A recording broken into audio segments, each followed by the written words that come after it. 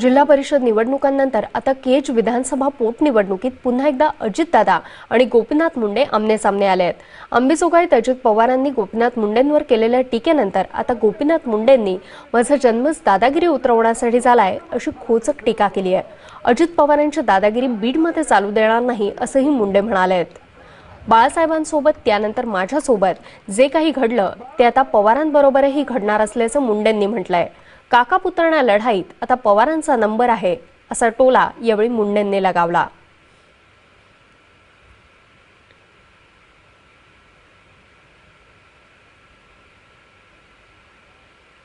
खडकवासल्याला गेलो होतो, अशीच सभा झाली होती.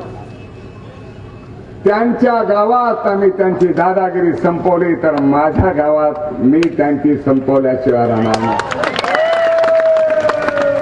मी कुणाला दादा म्हणत नाही. दादाची दादागिरी संपवण्यासाठीच माझा जन्म झालेला आहे. ज्यांना माहित नाही हे राज्य चांगल्या चालल्याने चाललंय, काही जणांचा गैरसमज झाला. मी शरद पवारांचा काय झालं या राज्यातल्या सगळ्या पुतण्यांना. बाळासाहेबांना त्रास झाला, मला त्रास झाला. शरद पवार तुमची बारी आलेली दिसते आता. आता त्या शरद पवारांनी तुम्हाला हाताला धरून राजकारणात आणलं, त्यांच्यामुळे तुम्हाला हे खातं मिळालं. अरे आमच्याबद्दल बोलतात पण पवार साहेबाबद्दल बोलताना तुमच्या जिभेला तरी हाड पाहिजे ना.